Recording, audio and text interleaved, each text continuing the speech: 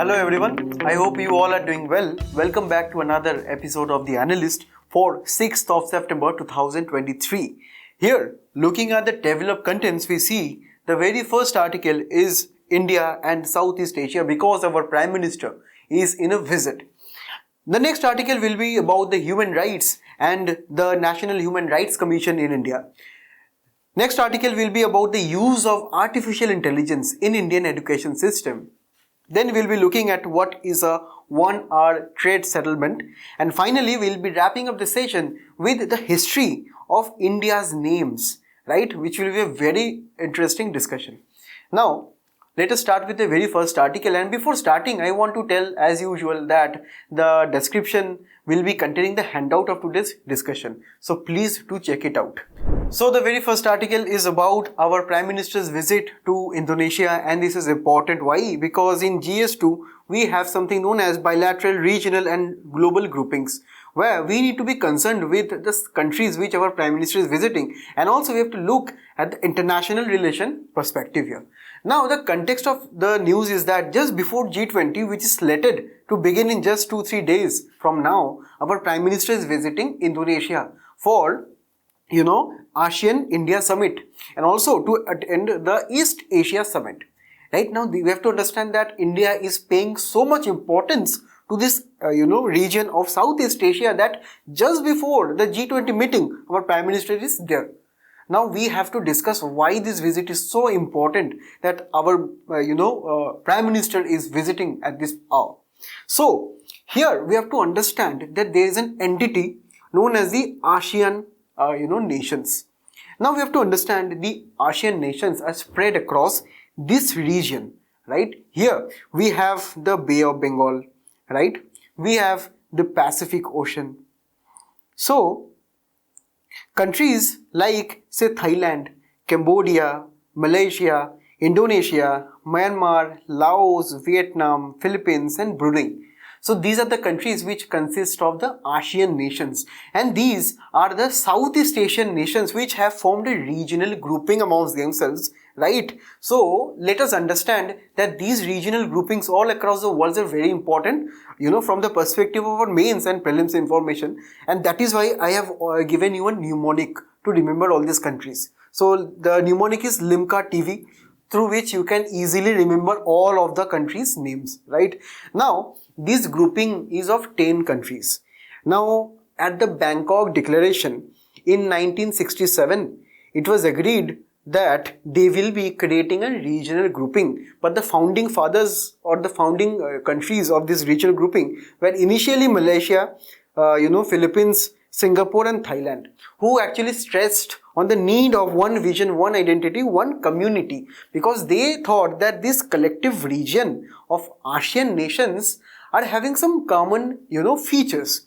So initially these were the countries. Later it was expanded with the joining of countries such as say Myanmar, right? Such as say Brunei. So they expanded to 10. And let me tell you, the secretariat is at Jakarta, Indonesia. And this is the place where our Prime Minister is actually visiting. Okay. Now, why we are talking about India here? Because we have to understand that India shares is just, immediate neighborhood with the ASEAN nations, and the ASEAN countries, all of the countries combined together, they are, one of the most, precious developing nations in all of the world, right? Here we have to understand that India and ASEAN, they have deep level of cooperation between themselves, and the annual summit is a very special one which ASEAN, holds with India. That is why it becomes very strategic for India's part. Then we have to understand Indian ASEAN countries have one free trade agreement. And let me tell you, the ASEAN nations, constitute the 4th largest trade partner of India with around $110 billion of trade, right, in 2021 and 2022. In addition to this, there are also various business councils, and one of the most prominent is the ASEAN India Business Council.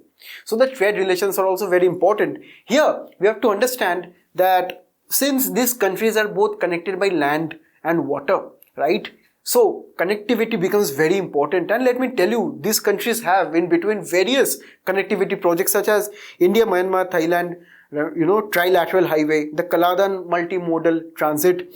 Then there are many other infrastructural projects which are coming out in ASEAN and the India's northeast region. So they have this connectivity aspect which is very important between them. Then India, ASEAN have something known as maritime exercises between themselves. Then ASEAN defense ministers meeting also takes place between the two countries. And finally, the soft exchanges such as student exchanges, right? Then diplomat training which is done in India from these particular countries, right? Then exchange of parliamentarians between the two nations. So these are all the mutual areas of cooperation, right, that these two countries, that these two regions, right, have between themselves. Now here we have to understand what are the opportunities that the ASEAN region offers to India, right? And we have to understand that the ASEAN countries are the third largest market, right? So it becomes very, lucrative for Indian investors, for the Indian, nation as a whole to create marketplaces, to create business opportunities in ASEAN, right? Then India is also concerned with the larger picture of combining Indian Ocean and Pacific Ocean. Why? Because let me tell you, the Strait of Malacca, right, which is there in Indonesia, that comprises 60% of the overall maritime trade all over the world, right? Even the markets are, huge, are having huge potential in ASEAN countries, right? And the trade will be taking place through ocean.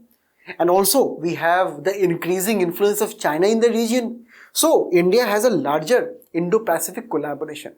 Now when we talk of the West is also interested in this particular region, right? So we have to understand this is an overall strategy of India. Then we have to understand that a connectivity with Northeast, especially under India's Act East policy, right, where India is trying to focus on the Northeast via collaboration with the Southeast Asian countries. So we can understand the Northeast nations and the Southeast nations, right, Northeast states and the Southeast nations will be having a deeper collaboration if they have proper regional connectivity. And also we know that the Northeast states of India are kind of not developed properly. Their infrastructure is still far behind. So it can be that the Southeast nations can help us in this respect. Okay. Now, it is also important that the rules-based world order must be also be in synchronize, right? Here, the Southeast Asian nations, right, and India can emerge as the future world leaders in a multipolar world. And that is what actually India also wants, because India does not want that international power be concentrated in one or two hands. So that is why to establish a rules-based order, we need good partners. And who could be, better partners than our immediate neighbors who have a shared, idea of democracy, of respect, of values and principles. So it is also important that the ASEAN nations collaborate on this particular manner, right? But there are also some minor ongoing issues, and that is why, this particular visit is very important. The very first issue is about trade imbalance. See, ASEAN nations, are 10 in number, right? So, and also India has, individual and bilateral relations with 10 of them and bilateral trade connectivity with 10 of them. So it is natural that as a region that they will be having, trade imbalance with India, right? And India generally has more and more imports rather than exports from that particular, region. And that India imports around $68 billion, right? If we remember, in this slide we have discussed that, the trade volume is around $110 billion. So $110 billion is the total trade. $68 billion is the import that we do from the Southeast nations, ASEAN nations. So we understand that we have less exports than imports. So we have to, create some rules and create some economic leverage for our own domestic exporters also, so we can have our export increased to this region, because we see that this is a huge market. then we have to understand that apart from seeing ASEAN as a regional basis, India is having more and more bilateral connections with each and every nation instead of seeing the entire region as one whole. So this is the, India is seeing that it has placed more importance on bilateral rather than multilateral, talks. Then we have to understand there are many regional agreements such as the RCEP, right? Then the comprehensive and progressive, agreement for Trans-Pacific partnership. So these are the, regional groupings that ASEAN is part of, which India is not part of. So India has, an indirect competition with these groupings also. So India is seeing that more and more resources are actually diverted, from ASEAN to these particular groupings. And that is why India needs to focus on this aspect also. We have presence of China in the region, right? And China is doing many sorts of things, many sorts of issues with ASEAN nations, which will be looking, in the next one. And there is also limited connectivity in this particular region, right? There needs to be more, seaways. There need to be more better infrastructure, which India can help build. So here, the potential outcome from the talks is of this amount of things. Firstly, we have to understand that the East Asian Summit will be taking place, right, along with the India-ASEAN Summit. So India-ASEAN Summit is an annual one, right, where it is routinely taking place between the two nations and the two, ASEAN or, region. The East Asian Summit is actually where ASEAN 10 countries are present, India is present, US Vice President will be present, Chinese Premier will be present, and Russian Foreign Minister will be present. So again, just a few days before G20, India can have a kind of refresher of what actually the world leaders are thinking at the East Asia Summit. So we will be having a good outcome, have a good background before we actually go into the G20. Next, the future cooperation on the Indo-Pacific scenario will be very, keenly looked at because the world leaders will be there, right? And specifically the region of ASEAN and India and even the West. So we have the Pacific Ocean and the Indian Ocean in between, where trade happens, where China exerts its dominance, where countries, like-minded countries such as India, Australia, Japan, US are present. So they are always focused on creating an open and inclusive Indo-Pacific Ocean, and these talks will be definitely be taking place there. Then India will be also interested in revising the trade talks because we have discussed there are some economic issues between these two particular stakeholders. Then the situation in Myanmar is also very troubling for the ASEAN nations. While the ASEAN nations focus on being democratic partners, the situation in Myanmar, the Myanmar country is seeing a lot of undemocratic element and undemocratic turmoil. So we are hopeful that this situation will also be talked at length, and Myanmar can also be persuaded into doing some, democratic and liberal activities. Then the recent controversies with respect to China's map. Now China, in its standard map of 2023, released this map, where China claims that according to the 10-dash line, right, which is the entire South China Sea, right, it is claiming various territories, it is claiming various islands, which has kind of, irritated countries like Philippines, Indonesia, Malaysia and Brunei, which have all issued statements over the last few weeks, right, over China's new map. So they are all upset, they are all angry that China is doing this passive aggression, right? It is playing with countries' borders, and even China is doing the same thing with our northeast, right, with our, all the sectors of our India-China border. So it is trying to alter the borders via doing some unilateral measures, which are not at all acceptable to these countries, and it should not be. Then they will be also reviewing, the India and the ASEAN nations will be reviewing, right, some progress on strategic cooperation, military exercises and connectivity, including both physical connectivity such as building more airports, more ports, right, seaways, and also digital infrastructure, right. Suppose say, trying to promote UPI mechanism in the ASEAN countries, right? Trying to promote more and more digital financial literacy. So these will be the things that they will be focusing on. And finally, they will be also looking at people-to-people ties. Okay, so what is the improving tendencies of these particular nations, right? So that relations will be improving. First, we need to understand from India's perspective, India is going to host the G20, and before that, India has visited the summit. So India is trying to see or trying to volunteer for the global south, because India is one of the few countries which actually believes in democratic values, right? And we can see prominent nations like India, China, which have huge economic powers as of now, right? China is not that much interested in say promoting democratic institutions, where India can be doing this forward and becoming a Vishwaguru, right, in a multipolar world. Then the talks on enlarging the Quad is also taking place, where the Quad countries are trying to see if they can accommodate ASEAN and make Quad Plus, which will be including Quad countries, the 4 countries of Quad plus ASEAN, right? Then they will be also talking about India fulfilling the maritime security gap, because we can see the amount of influence China is doing. So we can be hopeful, or this situation can be hopeful, that India is trying to fill the gap.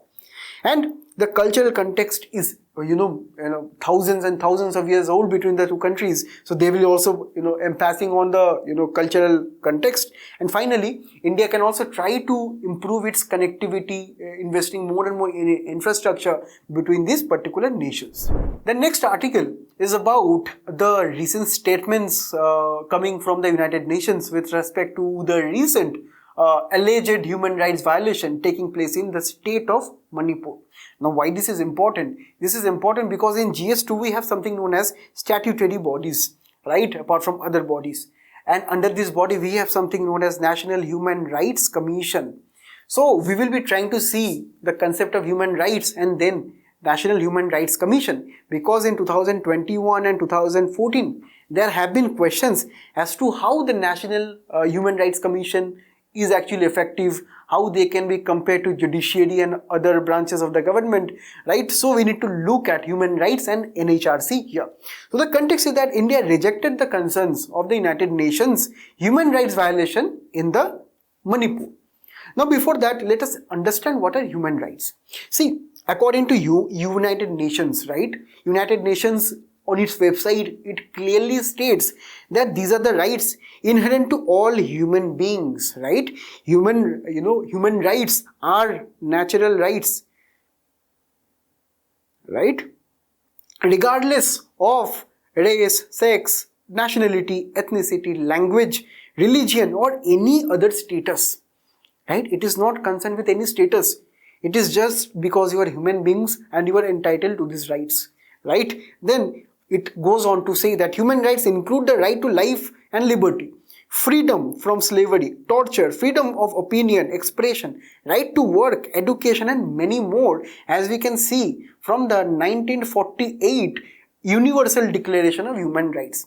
So let us see that there are around 30 rights here mentioned in this particular flow chart, and from here we can see there are rights of, say, equality, freedom from discrimination, liberty, security, life. So these are all the human rights, which are natural rights because you are human beings, right? And these are very important for the dignity of any individual, because if you do not have these rights, what do you have? You have nothing, right? So these will be pushing your dignity, and this will be giving you more and more liberty and opportunities and more freedom to develop yourself, right? And to develop yourself, develop your social, intellectual characteristics.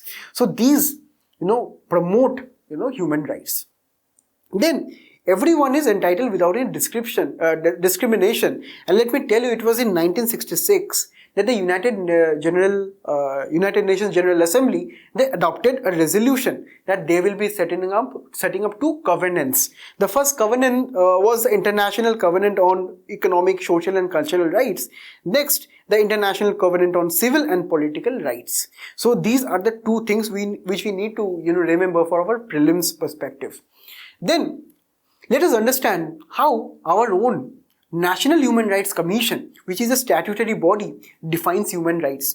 It defines as human rights as a rights relating to life, liberty, equality and dignity of the individual, guaranteed by the Indian Constitution or embodied in the international covenants, as we have seen before, and are enforceable by courts in India. So it is giving you a much more comprehensive definition, and let me tell you, you can actually use this as an introduction with respect to any answer on National Human Rights Commission, right? Here, the statutory body is actually backed by this Act, Protection of Human Rights Act of 1993. And here, this is according to the Paris Principles of 1991, which was adopted at the very first international workshop on National Institutes for Protection of Human Rights. So I'm giving you this information because in prelims, they can ask that, Paris Principles are related to what, right? They will be giving you 4 options and you have to select. So let me tell you, Paris Principles are in accordance with your human rights. Okay, now the composition is shown here. The composition will be a chairman, there will be 5 members and 7 deemed members. Chairman will be a person who has been the Chief Justice of India or a judge of the Supreme Court.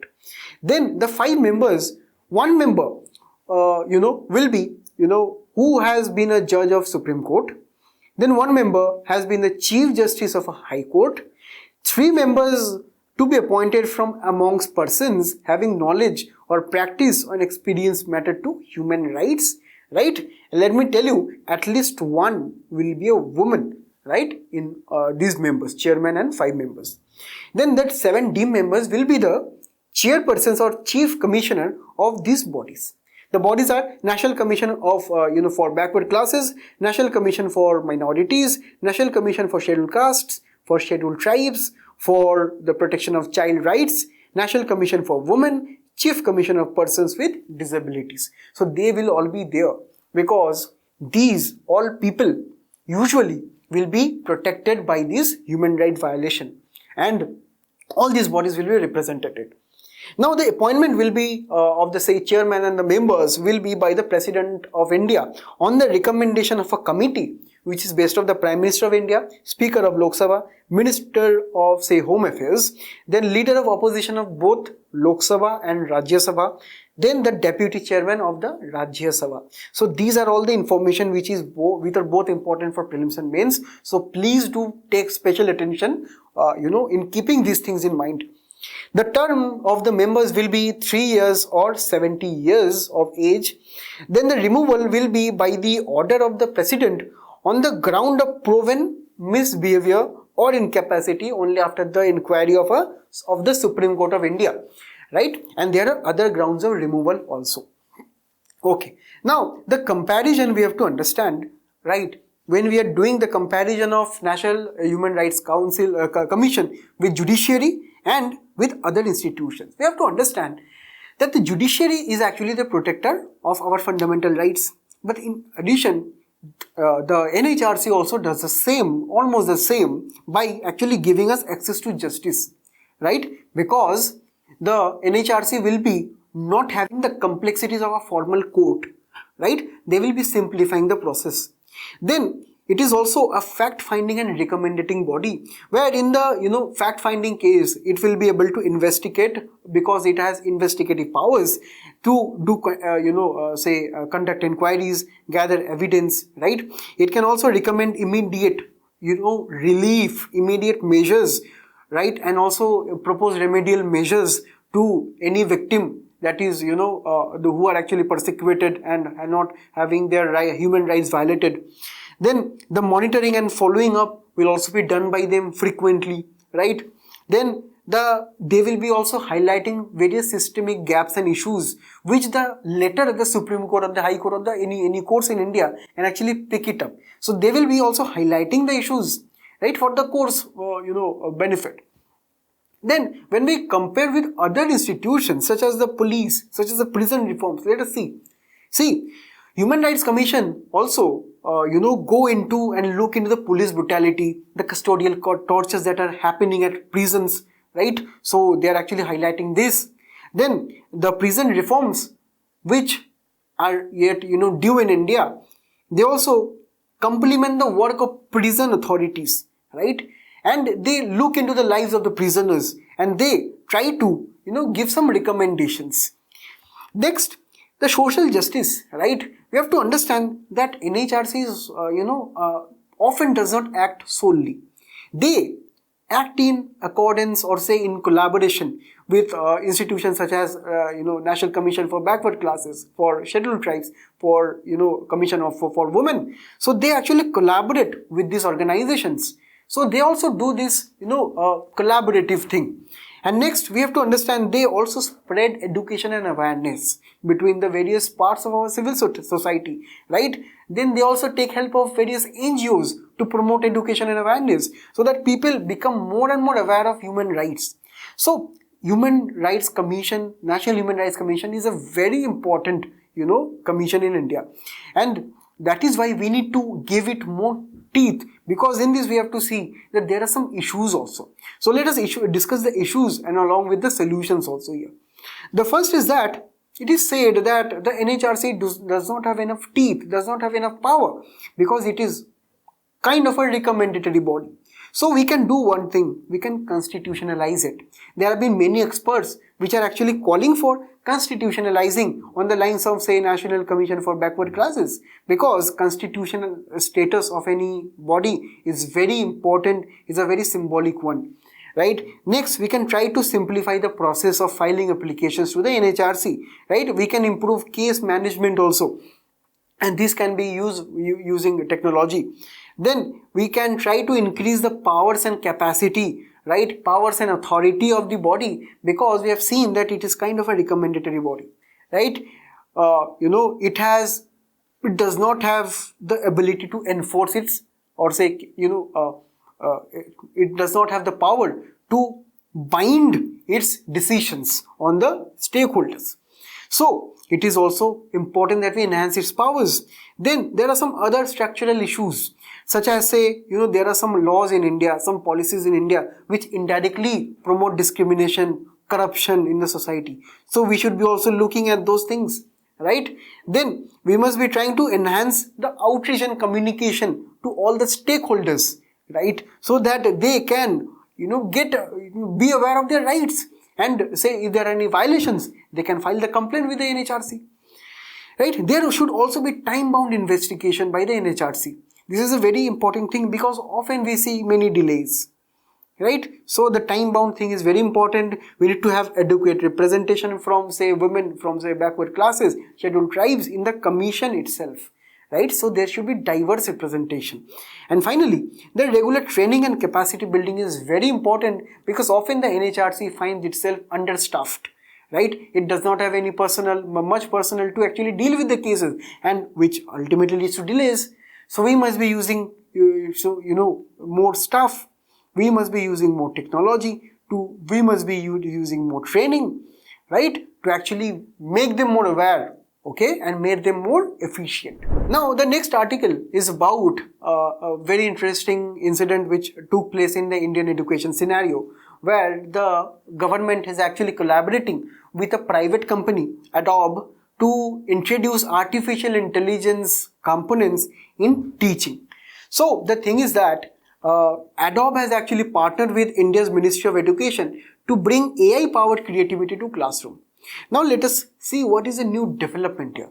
Let us understand that Adobe has a premium service known as Adobe Express Premium. It does what? It creates very creative images. Say it creates very engaging PPT for teaching to the kids.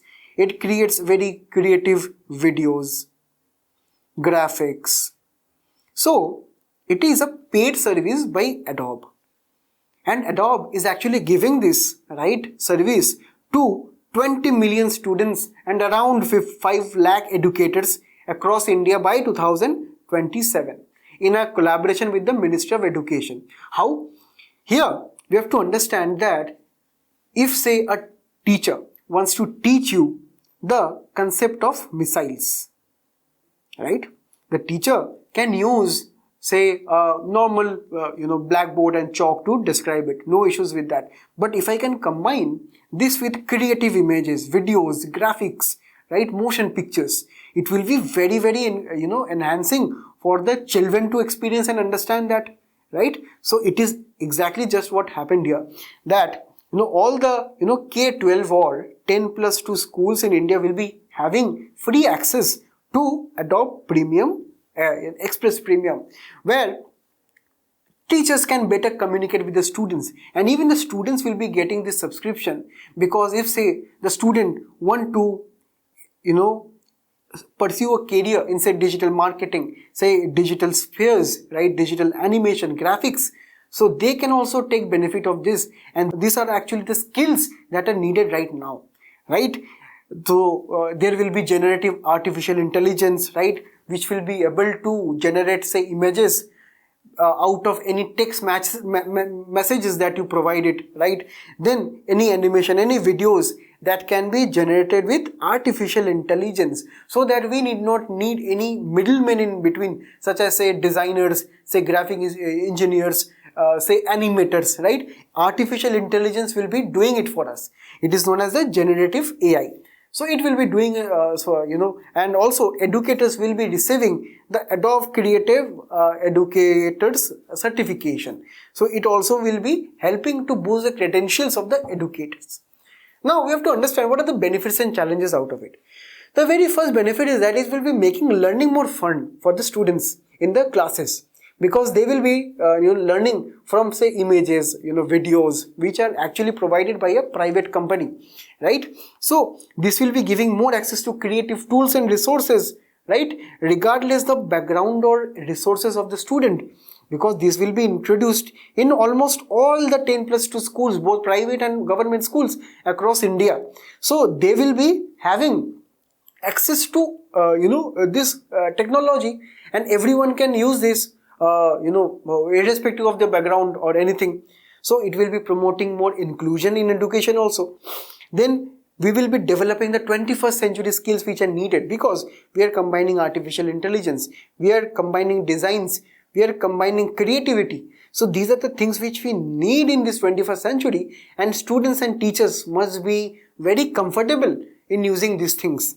Then it will be also preparing students for the future of work, right? Because such creativity will be inculcating innovation in the students to develop their own ideas, using various projects, using various sub programs of this particular Adobe Premium Express. So they will be also be aware of how to operate this software, so they will be also be ready for the future works, right? Then this will be also promoting digital literacy and inclusion, right, as we discussed. But there are some challenges. As with every AI model, there are some challenges with the data they are trained on, the algorithm which they are operating on, because they will be having the bias of the programmer that actually framed them. So often it can say exclude some section of the students from the other, because there are some bias, because they are just computer programs, they are not human beings, right? Then there are also privacy and security issues. It can be that the students personal information can be leaked, right? Then there are also accessibility issues, because particularly the disabled and special children, they may not be able to use them or understand them. And also the teachers may also face resistance in learning, because some teachers may not be too much tech savvy, right? Some will be or some may not be, and this will be again creating misbalance, right? So teachers must be properly trained on before actually giving this. Now let us understand what are the other digital initiatives that India has taken under our education system. The first is about the SWAM portal, which is a portal which will be containing various video lectures, right? They will be having open courses, right, which you can enroll, and you will be having certificates for your certifications. Then there is our National Digital Library, which is literally a digital library and contains lakhs and millions of books, where you can just go onto the website and just read them. Then there is an e-Pathshala which will be having classes on a digital portal from class 1 to class 12. Then there is a Diksha, which is an e-learning content for students, teachers and parents, everyone. Then the National Repository of Open Educational Resources. Here we'll be having textbooks, lesson plans, multimedia materials and teaching aids which will be helping our teachers, right? Then India has also launched something known as virtual labs, where students, teachers, they can go to the website and they can carry out virtual physics experiments, virtual chemistry experiments, virtual biology experiments. These are very interesting because these are simulated on a particular website. So you need not go to a laboratory, physical laboratory, to carry out the experiments. Then there is also a national program on technology enhanced learning, right, which is known as NPTEL, which is a very useful portal for learning almost anything by experienced professors, experienced educators, right? It is a joint initiative of the Ministry of Education and the IITs of India, where generally you will be having courses, say from graduation and post-graduation onwards, right? For differently able students, India has also launched some of the initiatives such as a sign language channel, digitally accessible study material, radio broadcasting and Siksha Vani podcast. So these are generally helping the disabled students, and also these are very successful schemes and policies. So the way forward is that the National Education Policy of 2020 actually emphasized that we need to be learning skills of 21st century, right? Skills such as using AI, learning programming, right? You need to be more creative. You need to have vocational education. So these are all the things we need to do, right? We need to enhance our students and our children with more and more skills. So this is a good way to go ahead. And even in the words of our Union Education Minister, it is a time of digitization, right? New ideas, new innovation and creativity. So this partnership is actually poised to be, create a new standard and benchmark for the students. Let me tell you, you can use such lines as universal conclusions in your answers that pertain to education. So let us also be aware of these particular lines that some very, influential people comment. Now moving on to our topic, which is very important for preliminary examination, we have to understand that there is a particular trade settlement system that goes in our stock markets. So let us understand why and what is the recent development. The context is that the SEBI, or the Securities and Exchange Board of India, in July announced that it was going to launch real-time settlement of trades, right? Trades means security shares, right, of companies. And it is now planning to implement 1 hour settlement of trades first. Now before understanding this, let us understand a very important or very basic thing. What is a trade settlement? Suppose, say you want to buy shares of Tesla, right? Now you will be going to your share broker, right, share market, to buy 1 share of Tesla, right? So you need to go to the broker, you need to talk to them, you need to buy, you need to decide the price, right? And then you will be paying it, right? Then the broker, say, will be contacting Tesla that give me 1 share, and they will be giving it, and the broker will be giving it to you, right? So this is the entire process, and this is a very simple way of explaining. But let me tell you, there are many other transactions, there are many other people involved, right? So this actually takes some time. Especially, it actually took time back in the 2000s, or say before 2000s, when actually if you had to buy a share, you literally had to send checks, say send rupees, dollars or whatever currency in via post, right, to the stock exchanges, to the brokers. So you needed to actually send mails, right, physical mails, postal mails, and they would also issue, say, paper shares to you, and they will also be mailing you back. So generally, up till 2001, this actually trading took place around 1 week. So this actually was on a weekly settlement system. Settlement means from your side to your broker side to that company side, the entire process will be taking around 1 week, right? but this was actually taking more time, and with more and more say net banking, right, then happened UPI. So these are the digital transactions which are taking place right now. So in 2003 the payment settlement system was actually reduced because the time for payment actually reduced. Now people are no longer sending checks or say rupees in say postal delivery systems. They are now directly going on to the net banking accounts, say UPI accounts, and transacting, right? So back in 2003, you people generally started using online banking more, such as net banking. So the settlement system was eventually reduced to T+3. That means if I am making a trade, or say if I am asking my broker to buy a share on Monday, so I have to wait for Tuesday, Wednesday and Thursday. That means T, that was trade that took on Monday, actually took around 3 days to deliver to me.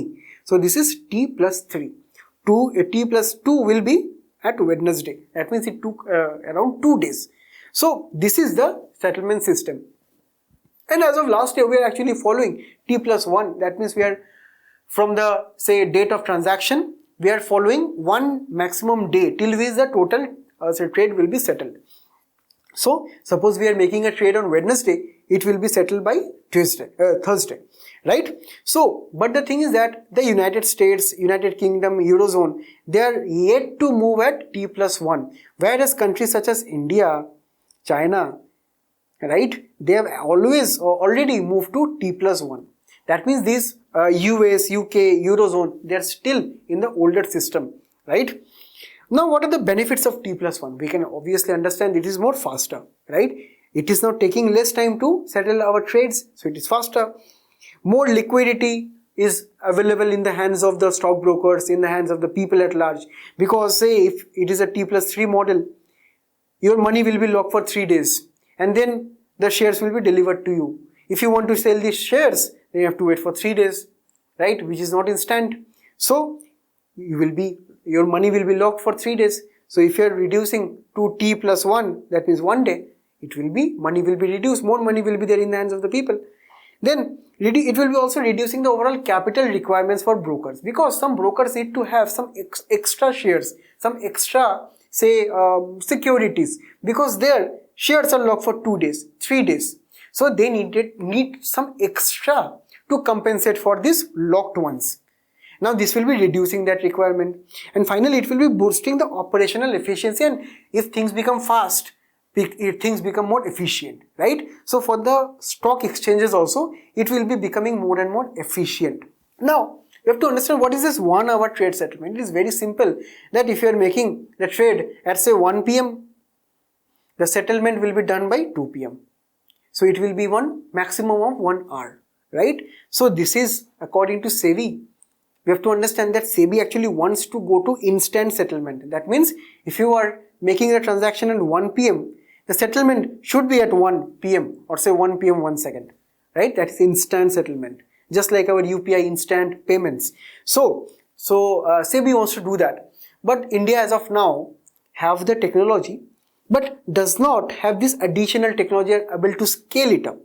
So that is why as of now SEBI is deciding that it will be moving initially to 1 hour settlement, then to instant settlement. And what are the benefits? Benefits are kind of the same as before. Now it will be more faster, and this will be helping the digital revolution that is taking place in India, right? This will also be helping the share brokers. Now the next topic is about a short history of our own nation's names, right? This short history is about how India actually changed its names over the centuries. Now it is very important from our prelims perspective that we understand the evolution of India's naming, right? The context is that the President of India was actually invited to a G20 dinner with various foreign dignitaries, state chief ministers, where the President was actually addressed as the President of Bharat. Now let us see what are the many names of India, right? The many names of India, to understand that, we have to understand that the very first name that India had as a nation was Meluha. Now this Meluha actually referred to the land of the Indus Valley civilization, right? And this was given to us by the Mesopotamians. right? So they actually gave us the name of Meluha. Next, we have to see that the evolution was a very interesting one.